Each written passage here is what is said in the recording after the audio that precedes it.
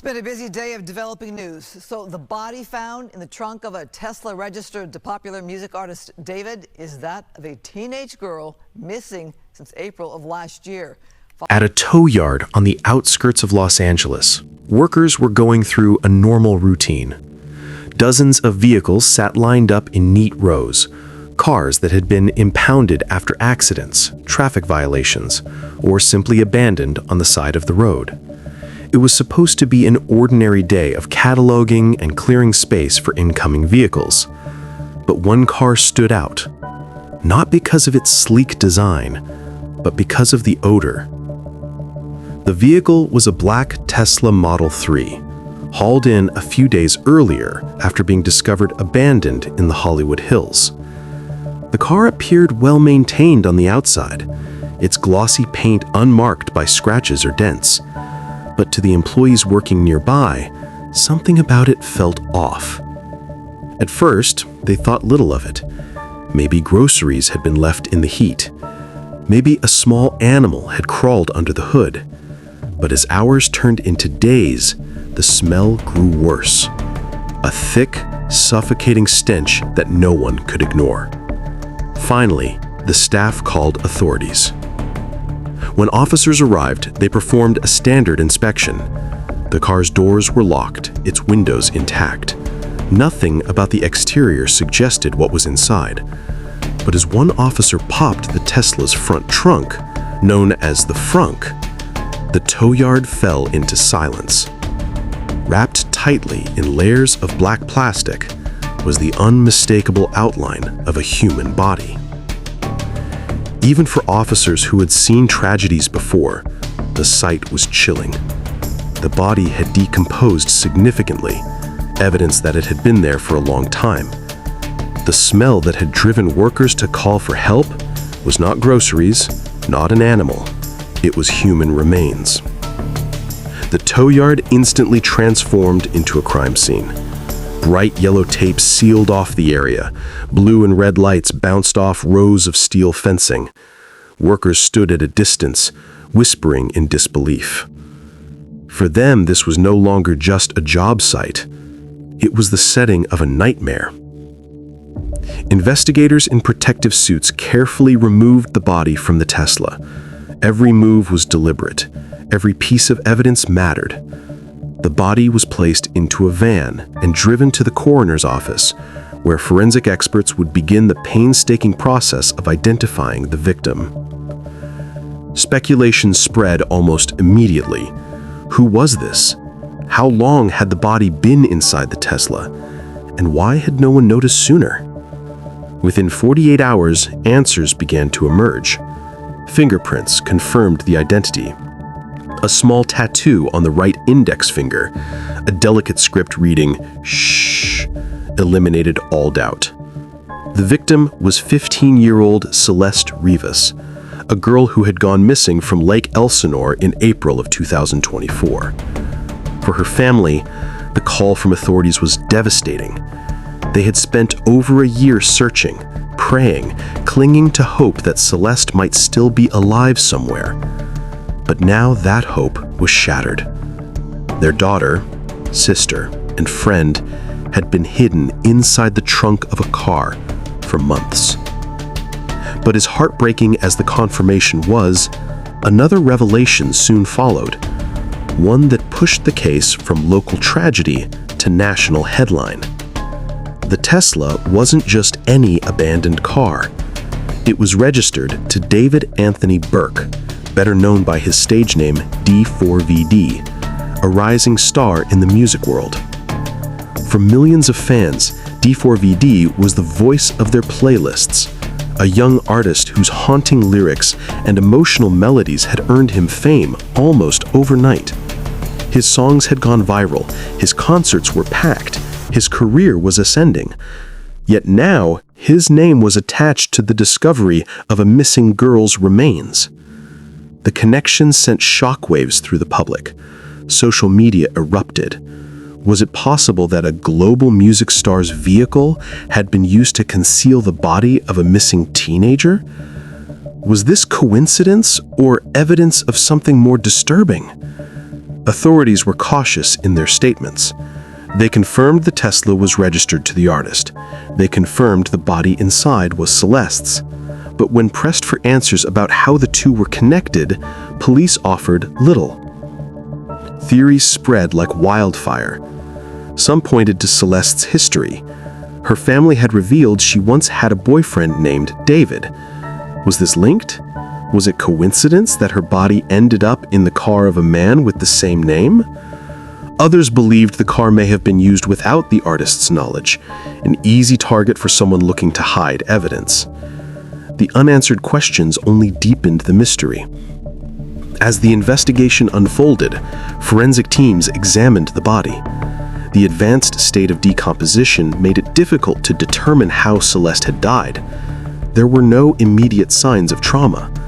The official cause of death was listed as deferred, pending toxicology results and further testing. At the same time, detectives traced the movements of the Tesla. Surveillance footage placed it in several areas of Los Angeles before it was finally abandoned in the Hollywood Hills. Investigators sought to determine who had been driving it and when. But the spotlight remained fixed on d4vd. Though authorities confirmed he was cooperating fully, the court of public opinion was less forgiving. Fans scoured his old lyrics, searching for hidden clues. Critics accused him of staying silent. News outlets ran relentless coverage. Through it all, Celeste's story was once again at the center. Her disappearance in April 2024 had shaken her community. Flyers were taped to storefronts. Social media campaigns begged for her safe return. Vigils were held in parks. But as weeks stretched into months, her case faded from headlines. By late 2024, she had become another face on a missing persons poster, remembered by family and close friends, but largely forgotten by the wider public. Until now. The discovery of her body in the Tesla brought her story back into the spotlight with brutal force. For her parents, the pain was twofold: the agony of loss and the agony of knowing their daughter's final months had ended in such a horrifying way. For investigators, the discovery was only the beginning. They now faced the task of piecing together Celeste's final hours, understanding how she ended up in that car, and determining whether her death was the result of foul play, an accident, or something else entirely. For the public, the case was a disturbing reminder of how fragile safety can be. A teenager with dreams and friends had vanished, only to be discovered lifeless in the trunk of one of the most recognizable young artists in music. The questions were endless. Who had access to the Tesla? How long had Celeste been inside? Why was the car abandoned?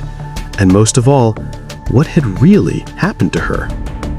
The answers were not yet clear, but one thing was certain. The discovery of Celeste Rivas' body had transformed a missing persons case into a national mystery. As reporters swarmed outside police stations, as hashtags trended across platforms, and as Celeste's photo once again spread across the internet, the case entered a new chapter, one that promised twists, heartbreak, and revelations no one was prepared for. For now, all that remained was the haunting image of a black Tesla in a tow yard, and the tragic truth of what lay hidden inside. The shocking discovery was not the end of Celeste's story. It was the beginning. April 28th, 2024. For the family of Celeste Rivas, it began like any other Saturday. The sun was dipping behind the hills of Lake Elsinore, painting the sky in streaks of orange and pink. The neighborhood hummed with the ordinary sounds of life: children playing in front yards, music leaking from open windows, and the occasional bark of a restless dog. Inside the Rivas household, Celeste was getting ready. At just 15, she had a radiant energy about her. Youthful, but also mature beyond her years. Her parents, Maria and Jorge, often said she was the spark of their home. She loved sketching, journaling, and recording little voice memos of songs she would make up on the spot. Music, to Celeste, wasn't just background noise. It was part of her identity. That night, she told her family she was heading out to meet friends at a nearby park. It wasn't unusual. Celeste was social, and Lake Elsinore was a community where most families knew each other. Her mother reminded her not to stay out too late. Her father asked her to keep her phone on. Celeste, in her usual playful way, rolled her eyes and said, "I'll be fine, I promise." That was the last time they saw her alive. When 9 p.m. came and Celeste still hadn't returned, her parents began to worry. By 10, worry turned to dread. They called her cell phone repeatedly, but each attempt went straight to voicemail. At first, they hoped it was just a dead battery, but by midnight, reality set in. Something was wrong. Maria and Jorge drove to the park themselves, retracing the steps Celeste might have taken. They called friends, neighbors, anyone who might know where she was. No one had seen her since she left home earlier that evening. By 2 a.m., the Rivas family contacted authorities and filed a missing persons report. Police responded quickly, but as with many teenage disappearances, the first theory was that Celeste had run away. Officers asked about arguments at home, school trouble, or boyfriends. Maria and Jorge insisted their daughter wasn't the type to vanish on her own. But the lack of immediate signs of abduction meant the case wasn't treated as urgent as it should have been. Still, volunteers came out in force the next morning. Flyers with Celeste's photo, her long, dark hair, brown eyes, and gentle smile were plastered across Lake Elsinore. Friends shared her picture online. Candlelight vigils were held. The community rallied, holding on to the hope that she would walk back through her front door any moment. But days turned into weeks, weeks into months, and Celeste never came home. As investigators dug into Celeste's life, one detail stood out. She had been quietly dating someone her parents didn't know well, a boy named David. He was older, just out of high school, and the relationship had been a point of concern among some of her friends. Celeste had confided in her best friend that David could be charming, but also controlling. He didn't like her hanging out with other boys, and sometimes he sent her long, intense text messages that left her unsettled. Detectives interviewed him early in the case. David denied knowing where Celeste was, claiming the two hadn't spoken that evening. Without concrete evidence tying him to her disappearance, police couldn't hold him. But in the eyes of Celeste's family, suspicion never fully left him. It was an uneasy thread, one that would later take on new significance when her body was discovered inside the trunk of a Tesla registered to another David, the rising music star known as d4vd. Coincidence? Or connection? Throughout 2024, Celeste's family lived in limbo. Each day brought a new wave of grief and false hope. Maria often stayed up until sunrise, scrolling through online forums about missing children, desperately looking for similarities. Jorge drove long routes across Southern California, stopping in towns and asking if anyone had seen his daughter. Birthdays and holidays were the hardest.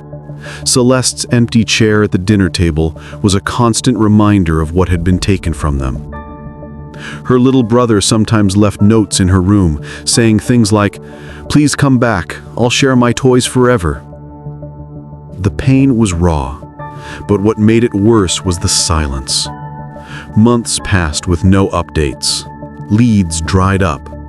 The case, like so many others, slid into the background of law enforcement priorities. By the end of the year, Celeste's story had largely disappeared from headlines. For strangers, she became another missing face on a poster. But for her family, the nightmare never ended. It would be over a year later, in September 2025, that Celeste's story returned with brutal force. Her decomposed body was pulled from the trunk of a Tesla in Los Angeles. The vehicle was tied to a world-famous artist. For the Rivas family, the news wasn't closure. It was torture. Their daughter hadn't run away. She hadn't just gone missing. She had died. Alone. Hidden in the dark. Far from home. The unanswered questions piled high. How did she end up in that Tesla? Was it the same David she once dated? Did the world-famous artist know her?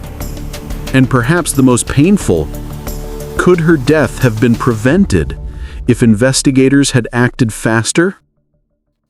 As chilling as Celeste's case is, it reflects something far too common in America.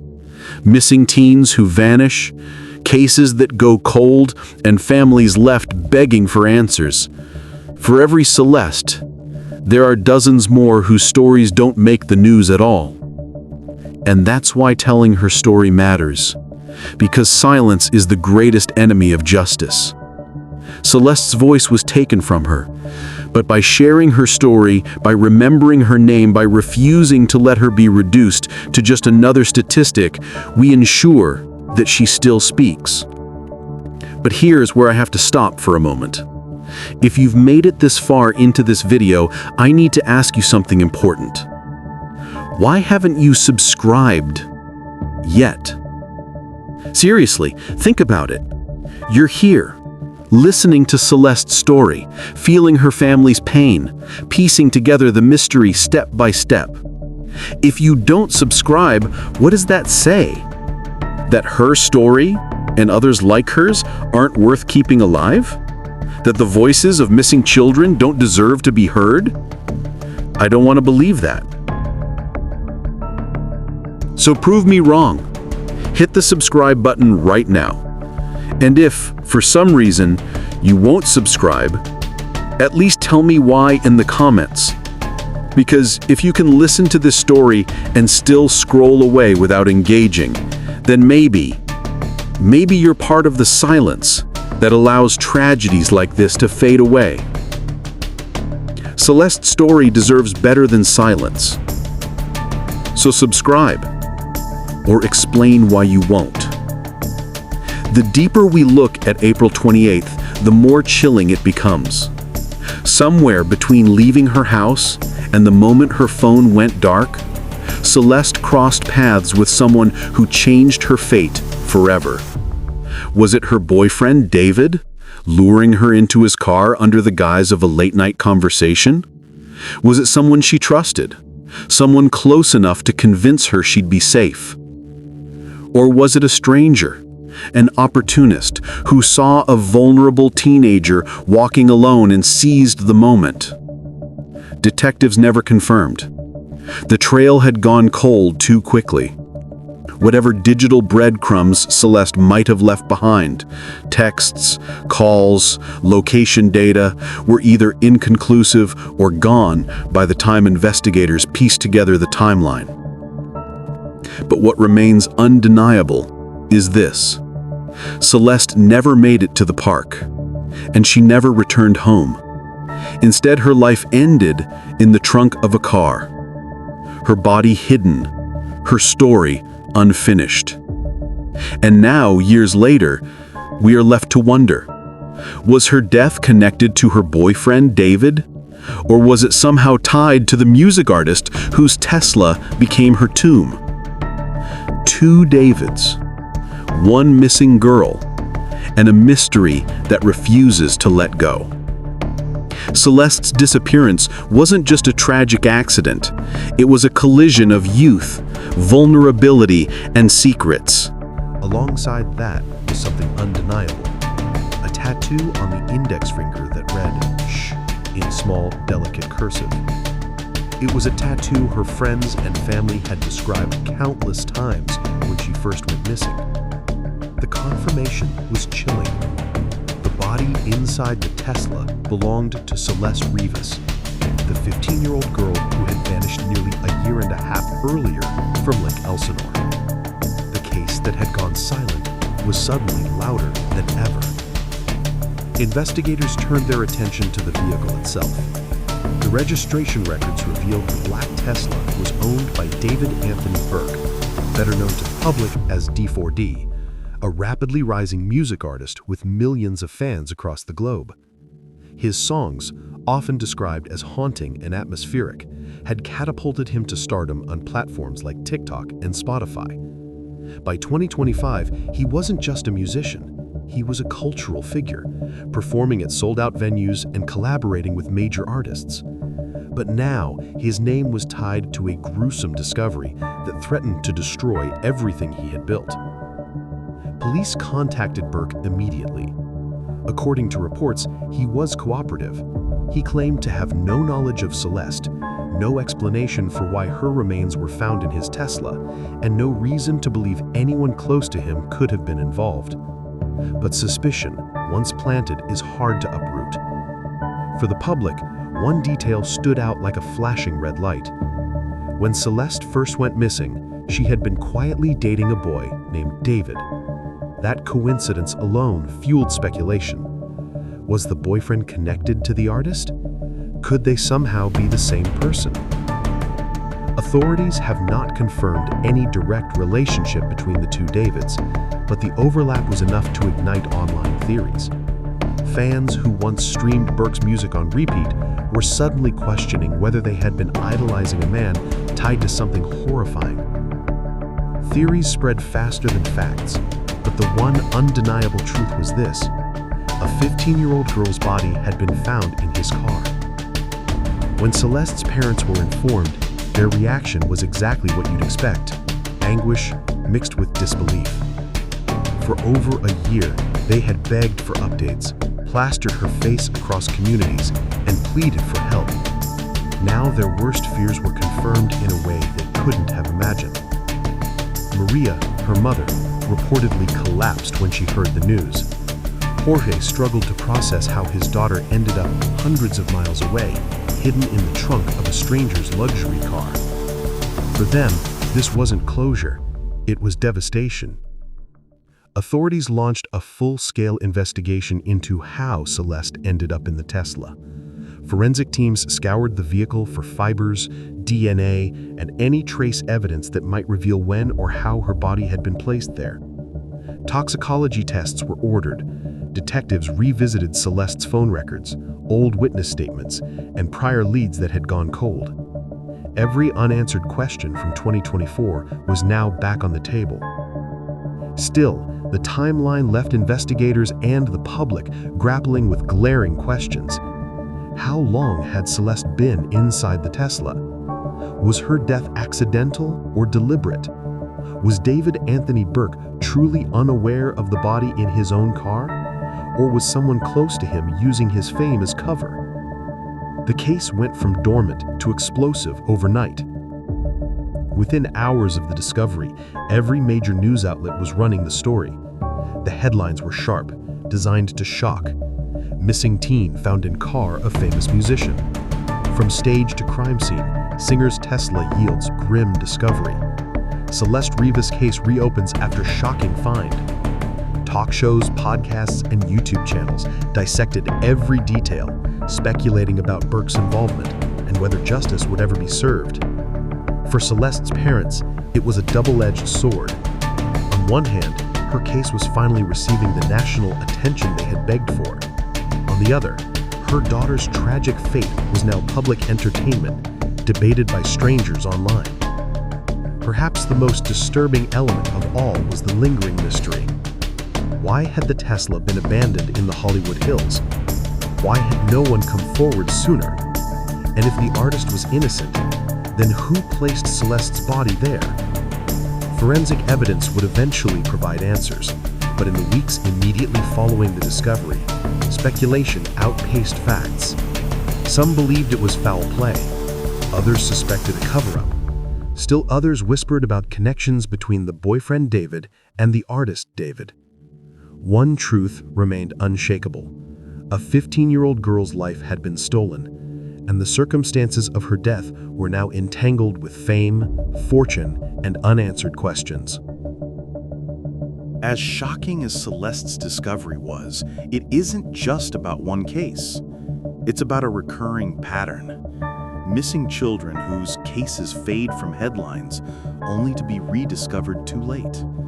Families who live in endless limbo, and justice that always seems a step too slow. Every time a story like Celeste's resurfaces, it forces us to confront uncomfortable truths about safety, accountability, and how fragile life can be.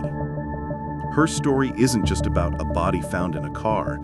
It's about a girl who should still be alive, chasing her dreams, drawing in her sketchbook, laughing with her friends. Instead, she became another cold case turned tragedy. So I'll ask you directly, what do you think? Do you believe the artist truly had no idea Celeste's body was inside his Tesla? Or do you think there's more to this story than we've been told? Tell me in the comments below.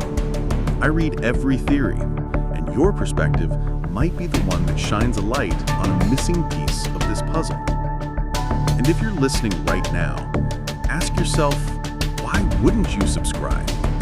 If you walk away without subscribing, it means you're okay with stories like Celeste's disappearing once more. But if you do subscribe, you're helping keep her memory alive, ensuring her name continues to echo in places where justice is still possible. So, which side of history will you stand on? Silence or remembrance? The choice is yours. Celeste's body had been found, but her story was far from over. The discovery in the Hollywood Hills raised more questions than answers. And as investigators pulled on the tangled threads of her final days, one thing became clear. The search for truth had only just begun. When Celeste Rivas's remains were officially transported to the Los Angeles County Medical Examiner's office, a new chapter in the investigation began. For more than a year, her family had asked the same question: where is she? Now that she had been found, the question shifted. What happened to her? The autopsy was meant to provide clarity. Instead, it left the world with more questions.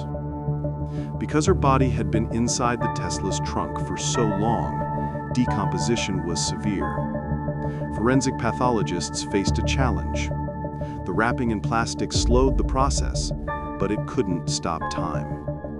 Still, examiners noted several important details. No immediate signs of gunshot wounds or obvious fractures. Evidence of possible asphyxiation, though decomposition made it difficult to confirm. Toxicology samples were taken from bone marrow and preserved tissues, but results could take weeks. The one detail that stood out above all others was the plastic itself. Whoever placed her inside the Tesla had wrapped her carefully, almost deliberately. It wasn't a rushed act of panic. It looked methodical. For the Rivas family, the wait was agonizing. They had been forced to survive for over a year without their daughter, and now, even with her body recovered, clarity was withheld. Toxicology takes time. DNA swabs take time. And time was the one thing they no longer wanted to give. Every hour without answers felt like another betrayal. Meanwhile, David Anthony Burke, the artist known worldwide as d4vd, was placed under a spotlight harsher than any stage light he had ever known. Detectives interviewed him multiple times. He denied any involvement, saying he had never met Celeste. His team released statements insisting the car had been loaned out to friends, family members, and associates. Still, public opinion was unforgiving. Concert venues began canceling shows. Streaming numbers dropped. Fans who once quoted his lyrics now filled his comment sections with accusations and theories. Even if he was innocent, the shadow of Celeste's death loomed over his career. What frustrated the public most was the silence from investigators. Press conferences were brief, scripted, and vague. Reporters asked direct questions. Was the artist considered a suspect? How long had Celeste been in the Tesla? What did the autopsy reveal? But officials refused to give straight answers. Pending further forensic review, they repeated over and over. That silence created a vacuum, and the vacuum was quickly filled with speculation. Some believed the boyfriend David and the artist David were connected. Others believed the Tesla was used by someone else entirely, and Burke was simply an unlucky owner. Still others insisted this was part of something larger, a pattern of missing teens whose cases had been ignored until fame forced the public to notice. The internet turned into a courtroom. On Reddit threads, users mapped timelines, comparing Celeste's disappearance with Burke's tour dates. On TikTok, videos with millions of views claimed to have had proof that Celeste had attended one of his concerts. On YouTube, long-form breakdowns of the case racked up millions of views, turning tragedy into trending content. Dark Patterns, this very channel, was among those voices, but unlike others, we refused to exploit her death for shock value. Our goal was clear: to honor her life, highlight the unanswered questions, and pressure the system to provide the truth. Because Celeste wasn't just a headline. She was a daughter, a sister, and a friend. In late September, weeks after the discovery, Maria and Jorge Rivas stood in front of cameras again. Their voices shook as they begged for transparency. We have been waiting for over a year to know what happened to our daughter. Now we finally found her, but still we don't have answers. We need to know who did this. We need to know why. Jorge added, Celeste was only 15. She trusted people. Somebody took advantage of that. Somebody left her in that car. And until the truth comes out, our family cannot rest. Their pain was undeniable. Their demand was simple: justice. But silence, both from investigators and from those who may have known more, was louder than any press release. Somewhere, someone knew how Celeste ended up in that Tesla, but no one was talking. That silence raised an uncomfortable question for viewers like you. What role does silence play in injustice? If people stay silent, friends, witnesses, even strangers, how many more Celestes will disappear without answers? How many more families will wait in vain?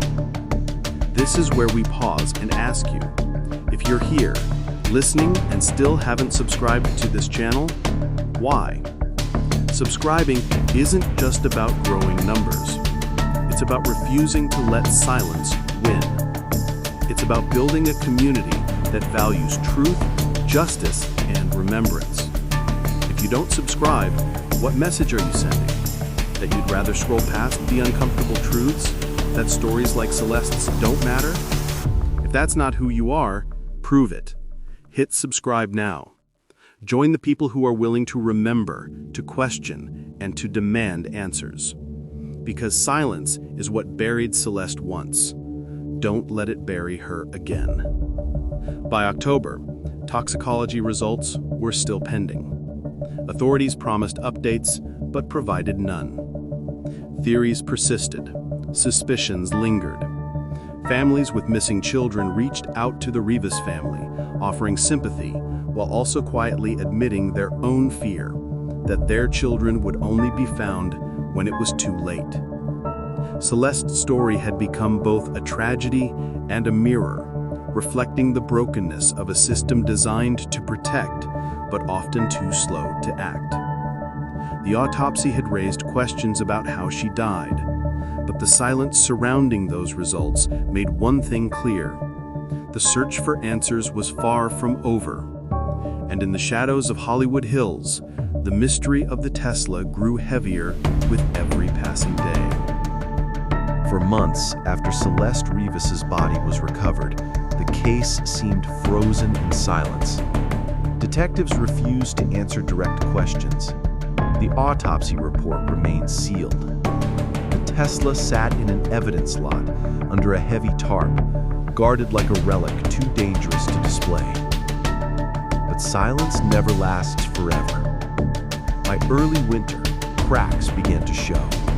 A handful of small details leaked into the public, each one reshaping how the world understood the case. Detectives quietly revealed that surveillance footage had placed Celeste inside the Tesla days after she went missing. Cameras along Sunset Boulevard caught the car parked near a hotel, its trunk briefly open. Though grainy, investigators believed the figure placing bags inside matched someone in Burke's circle. This was the first real link between the car, the girl, and the people connected to it.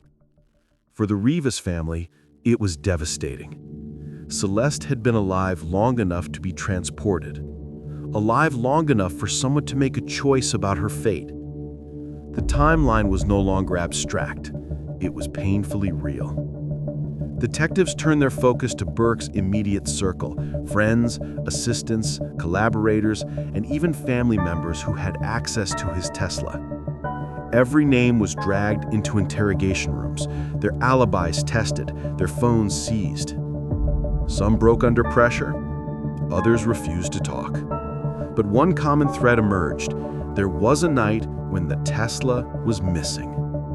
According to multiple sources, Burke had been at a studio session while his car was borrowed by someone he refused to name. That silence only fueled more suspicion. Was he protecting a friend, a family member, or himself? Then came the whispers of a party. Several online investigators claimed Celeste had been seen at a gathering in West Hollywood days before she disappeared. Posts surfaced showing a girl who looked eerily like her in the background of Snapchat stories. The videos were blurry, but the resemblance was undeniable. If true, it suggested Celeste hadn't simply vanished into thin air, she had been lured, perhaps under the promise of excitement, into a world she wasn't prepared for. Her age, only 15, became the most haunting detail. She had no business at a Hollywood Hills party, and yet, there she might have been. For Burke, every rumor was a nail in the coffin of his reputation.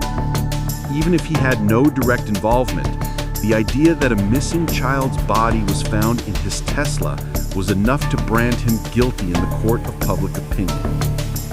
Music journalists speculated that his career was over.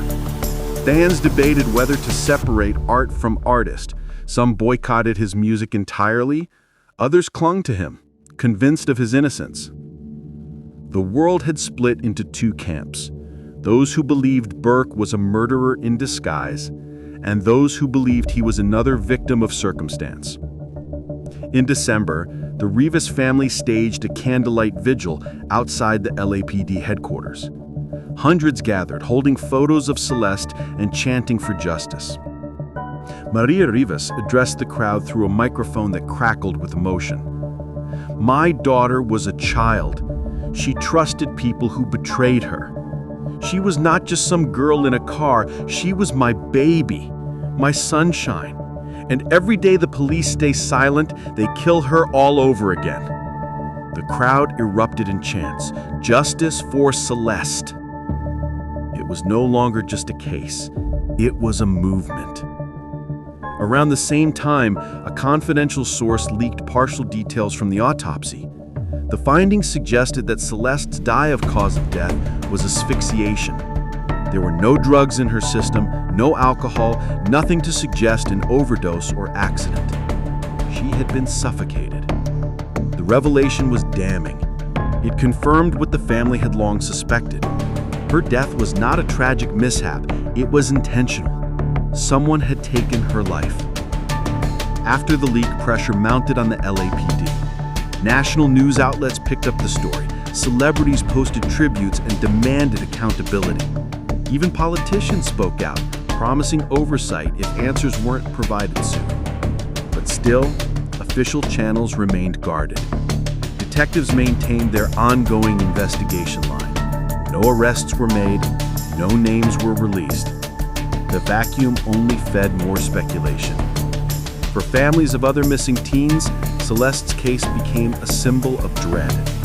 If someone as high profile as Burke could be tied to a body in a car without consequence, what hope did ordinary families have of justice? Online groups dedicated to missing persons cases saw membership triple. Parents began posting stories of their own missing children, hoping lightning might strike twice, that their cases might get the same attention. Celeste was gone, but her name had become a rallying cry. At the heart of all the theories, the whispers, the leaks, and the pressure was one simple truth. A 15-year-old girl was dead. Her life had been cut short before she had the chance to dream out loud, before she had the chance to fall in love, graduate, or chase her own ambitions. And while investigators played their cards close to the chest, the Rivas family was left to sit in their home, staring at an empty chair at the dinner table.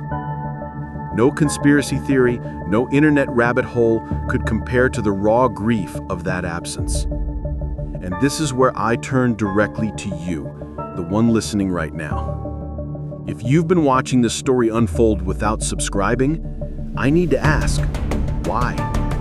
Is it because you think someone else will carry the weight of demanding justice? Is it because you'd rather stay a bystander than a participant? Here's the truth. If Celeste's story matters to you, if her life means more than just a headline, then you can't stay silent. Subscribing is more than a click. It's a declaration.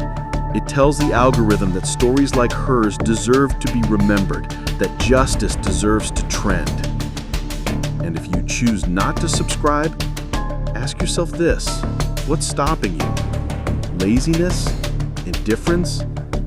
Or are you afraid to confront the reality that tragedies like this could happen to someone you love? I'm asking you, not for me, but for Celeste, to make that choice.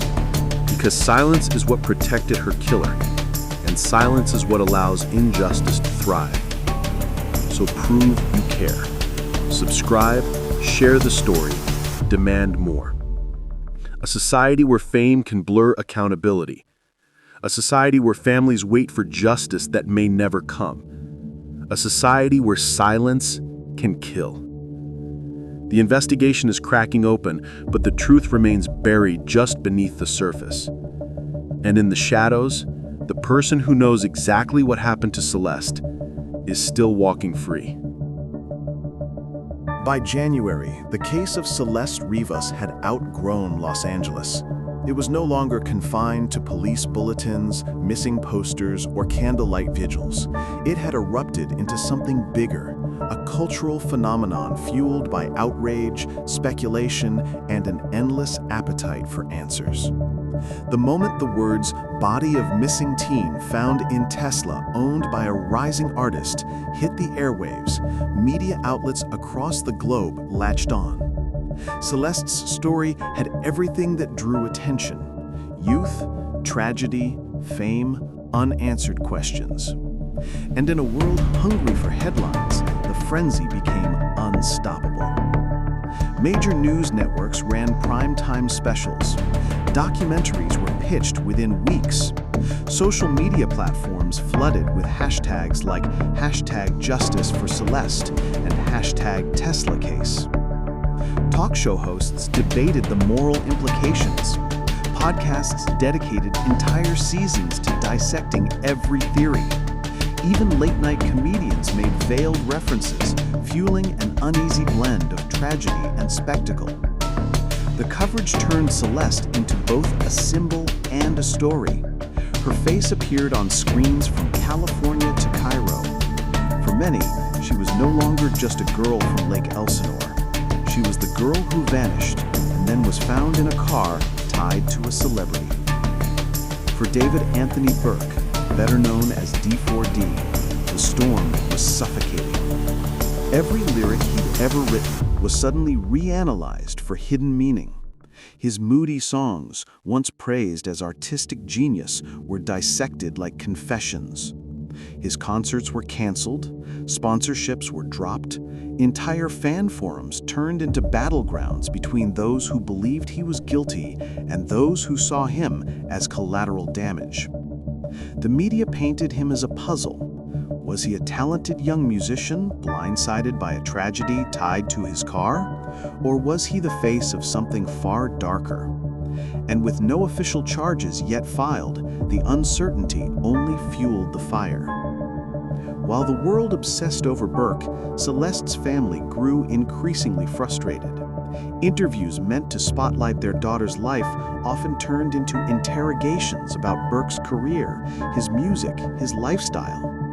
Maria Rivas, her voice strained by grief, told a reporter, "Why does everyone keep asking about him? My daughter is the one who's gone. My daughter is the one who deserves to be remembered. Not his songs, not his car, her smile, her dreams, her life." But in the frenzy of celebrity culture, the family's plea often felt drowned out. On one hand, social media kept Celeste's name alive. Her case might have faded like so many others, if not for hashtags and viral threads. Teenagers posted TikToks sharing her story. Twitter users built timelines connecting dots.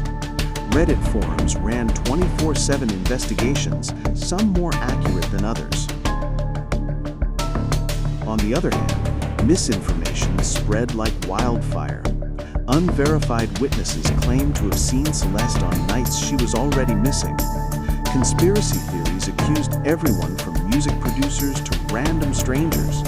Some even suggested the entire case was fabricated for publicity. For the Rivas family, each lie was another wound. By February, public opinion had fractured into three camps. The believers, those convinced Burke was directly involved.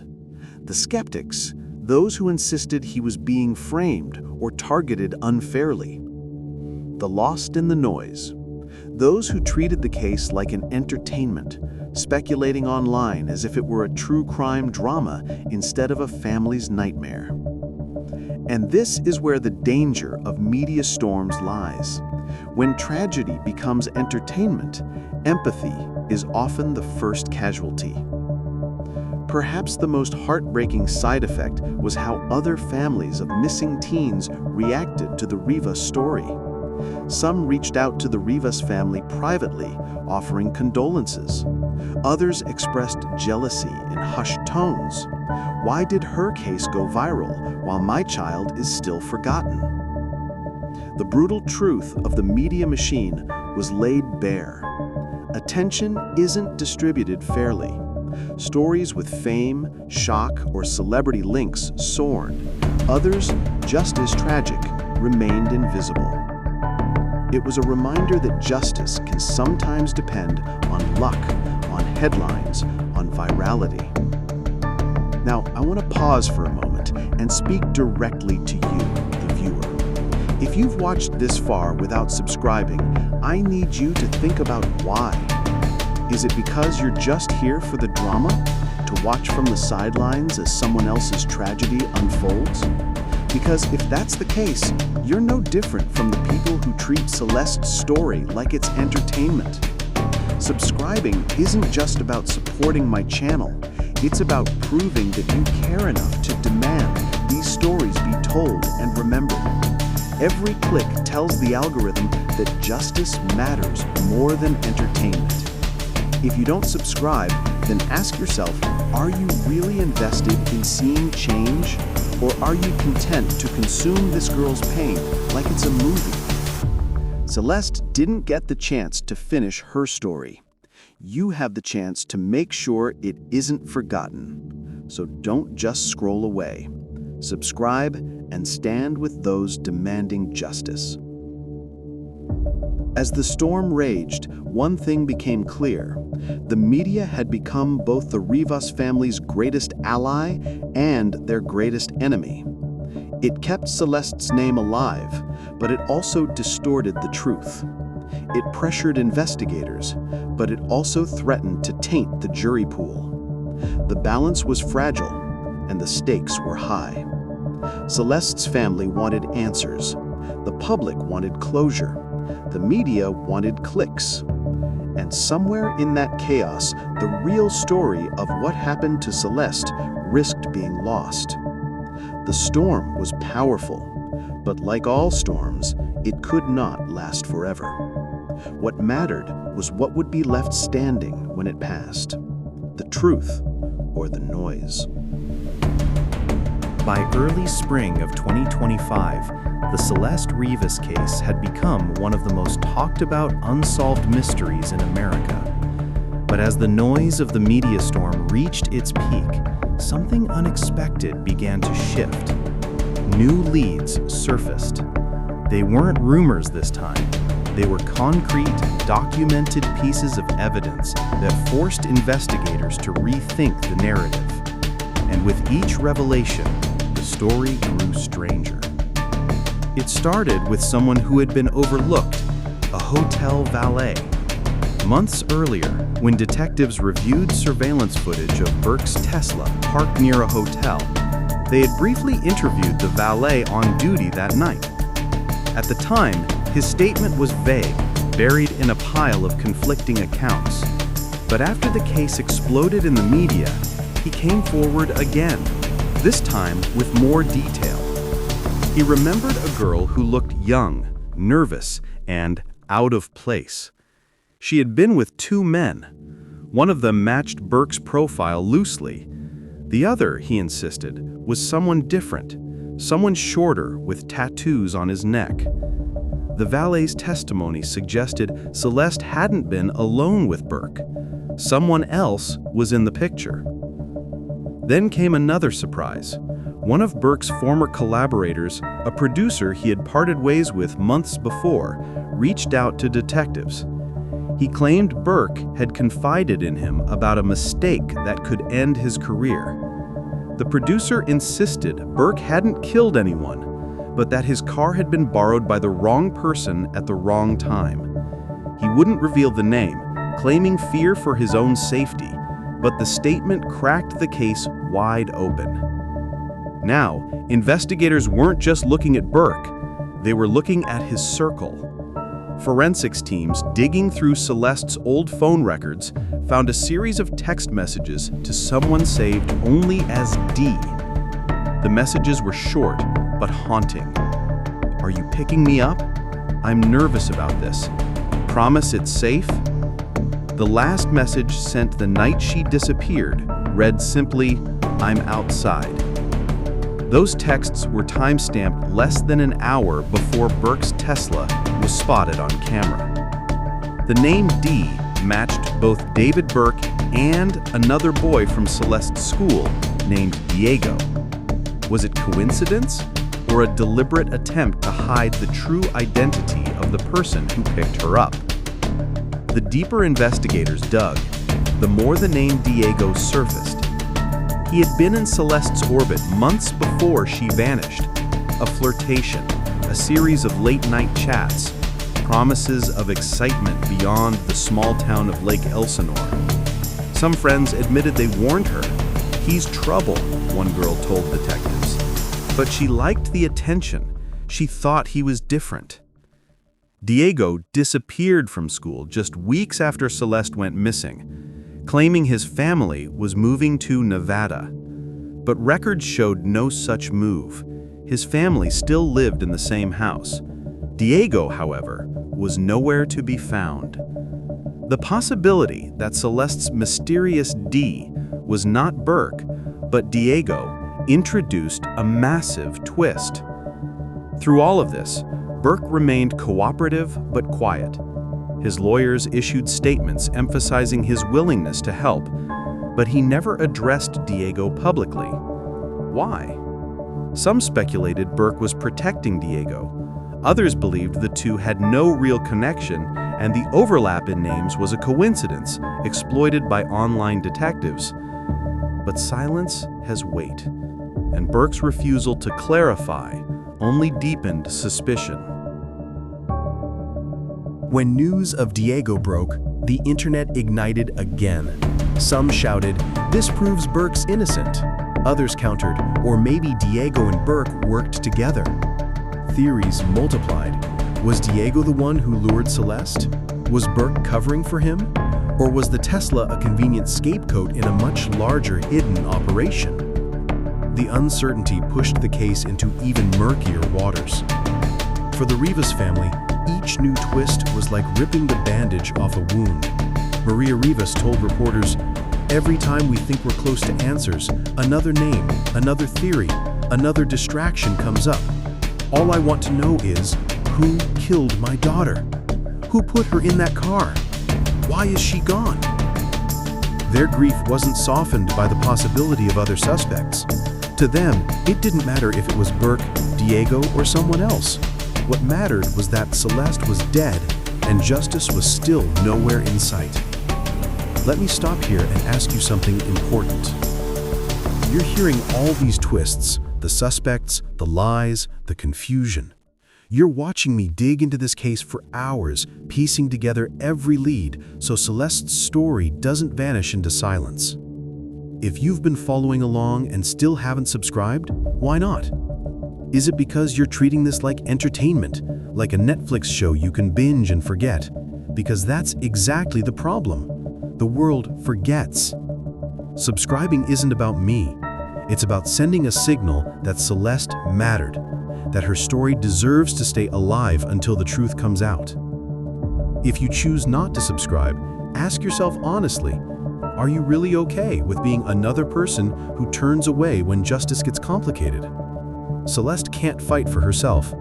Her family shouldn't have to fight alone. And if you're still here listening, then you're part of this fight, whether you admit it or not. So, subscribe. Stand with them. Don't just watch. Act. The twist is clear. Burke may not be the only person investigators should be watching, but whether this new lead is the truth or just another distraction remains uncertain. And as the case expands, one chilling fact remains. Someone knows exactly what happened to Celeste Rivas, and they are still walking free. As March 2025 approached, the Celeste Rivas case entered a new and frustrating phase, the legal system. Despite the twists and leaks, no arrests had been made. Detectives confirmed they had persons of interest, but refused to name them. Prosecutors, meanwhile, stressed the importance of building an airtight case. The silence from officials clashed with the public's demand for action. Rumors swirled that a grand jury had been convened to review evidence. Journalists camped outside courthouses, hungry for confirmation, but officials dodged questions. Was there enough to indict Burke? Was Diego even in custody? Or were investigators stalling because they had no solid case at all? The lack of clarity left everyone guessing. Burke's legal team launched an aggressive defense campaign. They held press conferences, presenting Burke as fully cooperative and just as shocked as everyone else. His attorney emphasized, "My client did not harm this young woman. His only mistake was trusting the wrong people with access to his vehicle." At the same time, Celeste's family hired their own attorney, this time not to defend, but to pressure. They demanded the release of the full autopsy, the phone records, and every piece of evidence withheld. The fight shifted from investigation to courtroom maneuvering. To make matters worse, judges imposed gag orders. Detectives, lawyers, even family members were barred from speaking publicly about certain details. It was meant to protect the integrity of the case. Instead, it fueled suspicion. When information is hidden, people fill the gaps themselves.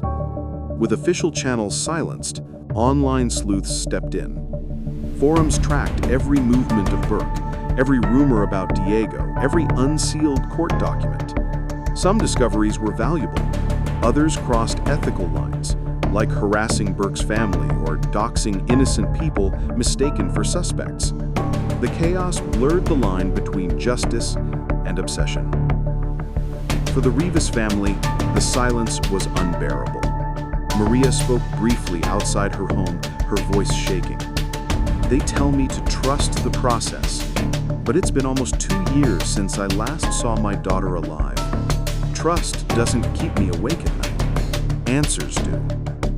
Her words cut through the noise. Behind every legal argument, every rumor, was a grieving mother desperate for closure. Let me pause here. You've seen how silence can suffocate families. You've seen how legal delays keep justice locked away. If you've made it this far without subscribing, ask yourself, why? Do you think justice happens by itself? Do you think families like Celeste's get answers without public pressure? Every subscriber is a voice that says, we're watching, we won't forget, we demand answers. If you walk away without subscribing, you're part of the silence. The same silence that protects killers and buries cases. So make a choice. Don't be silent. Subscribe. As the legal battle stalled, investigators quietly turned their attention backward. If the present was a fog of half-truths, perhaps Celeste's past held the missing pieces. What they uncovered would change the narrative once again. Friends revealed that Celeste had been restless in the weeks before she vanished. She felt torn between the safety of her family and the temptation of new connections that promised excitement. One friend recalled her saying, "I know I shouldn't go, but it's my chance to finally be noticed." Was she talking about Diego, Burke, or someone else entirely? Detectives uncovered a hidden Instagram account, separate from Celeste's public page. On it, she had posted cryptic captions, song lyrics, moody photos, late-night snapshots from unfamiliar locations. One post stood out, a blurry image of a Tesla parked under streetlights, captioned simply, "He says it's safe." The timestamp matched the night she disappeared. Digging further, investigators found more messages exchanged with Diego. They weren't overtly romantic. Instead, they hinted at promises, VIP shows, backstage passes, studio vibes. For a teenager dreaming of music and stardom, the lure was irresistible. But promises can be traps. As detectives dug deeper, another layer emerged. Celeste had confided to her cousin that she felt invisible at home, overshadowed by siblings and misunderstood by strict parents. She wasn't running away from her family, but she was searching for validation elsewhere. And predators recognized that vulnerability. It wasn't just chance that brought her into Burke's orbit. It was need. A need to be seen, heard, and valued. The more investigators pieced together, the clearer it became Celeste didn't simply vanish. She was groomed, coaxed into trusting people she shouldn't have trusted. The past painted a painful picture. A child desperate for belonging, a hidden world of promises, and a final night that led her into the Tesla, where her story ended. I want you to think about this. Celeste was 15. She wanted to be noticed. She wanted to feel important. And that desire was used against her. If you're sitting there watching without subscribing, I have to ask, why? Is it because you're comfortable letting stories like this fade into silence once the video ends? If you don't subscribe, you're choosing the same silence that predators count on. The same silence that leaves families powerless. Subscribing isn't for me. It's for Celeste, and for every other kid like her who never got to finish their story. So prove that you care. Subscribe. Share. Make her story matter. The silence of the courts and the evasiveness of officials left a vacuum. And where there is silence, the public will speak. By spring of 2025, the Celeste Rivas case had exploded online. True crime forums, TikTok accounts, and Reddit sleuth communities picked apart every scrap of information. The hashtag #JusticeForCeleste began trending on Twitter, now X, accumulating millions of impressions. TikTok creators stitched together news clips with ominous music, narrating their own theories about what happened that February night. Instagram accounts popped up, solely dedicated to archiving Celeste's photos, captions, and potential clues. Some followers claimed they saw hidden messages in her smiles, her poses, even her song lyrics. The internet was no longer a bystander. It was a detective agency of millions. Not everyone agreed on what the evidence meant. One camp was certain that artist David Burke was directly involved, despite his denials. Another believed Diego D. had set her up, using Burke's fame as bait. A third theory emerged that Celeste trusted an entirely different D, someone not yet identified. Online discussions quickly turned heated. Some accused police of protecting celebrities. Others accused sleuths of endangering the case by spreading misinformation. The debate wasn't just about justice, it was about who controlled the narrative. Some online investigators proved surprisingly resourceful. One group of Redditors cross-referenced local surveillance footage with Tesla data leaks, narrowing down possible travel routes the night Celeste vanished. Another analyzed her secret Instagram posts, matching streetlights and parking lot designs to real Los Angeles neighborhoods. They weren't professionals, but they were relentless. And, unlike officials, they shared their findings publicly. But not all sleuthing was noble. Some users harassed Burke's family, sending death threats to his relatives. Others stalked Diego's neighborhood, live-streaming investigations that blurred the line between curiosity and vigilantism. For Celeste's family, this was agony all over again. Maria begged online users, "Please stop harassing people. My daughter's death is not your entertainment." Her plea was shared thousands of times, but many ignored it. Detectives grew increasingly frustrated. They warned that online detectives could jeopardize the case by spreading misinformation or tainting jury pools. Yet they also admitted, off the record, that some online tips were useful. In at least 2 instances, Reddit users had identified security footage locations faster than police. The line between helpful and harmful was razor thin. Let me pause right here. You've watched how online voices became louder than official investigators. You've seen people either demand justice or destroy lives with reckless accusations. Now, if you're watching this video without subscribing, I have to ask, what role are you playing? Are you a bystander, scrolling past stories like Celeste, hoping someone else will speak up? Or are you willing to be counted as one of the voices that keeps her case alive? Subscribing isn't just for updates, it's a statement. If you don't, you're choosing silence. You're choosing to let others control the story. So what will it be? Silence or justice? As the online frenzy grew, another theme emerged: the dark side of celebrity culture. Celeste's death was no longer just about one girl. It was a mirror held up to a world obsessed with fame, validation, and dangerous shortcuts. Celeste had dreamed of being noticed.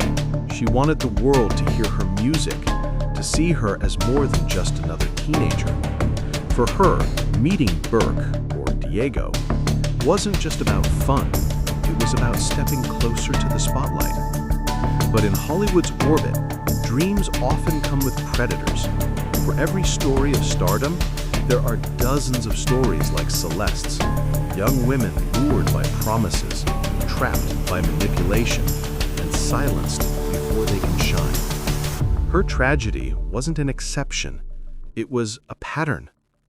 Critics began questioning not just Burke, but the industry itself. How many other young fans had been invited backstage?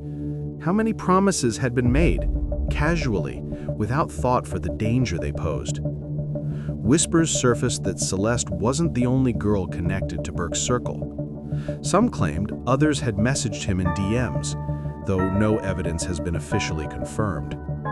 The entertainment industry, once a dream machine, looked increasingly like a predator's playground. Even as speculation swirled, insiders stayed quiet. Music producers refused to comment, record labels avoided the topic.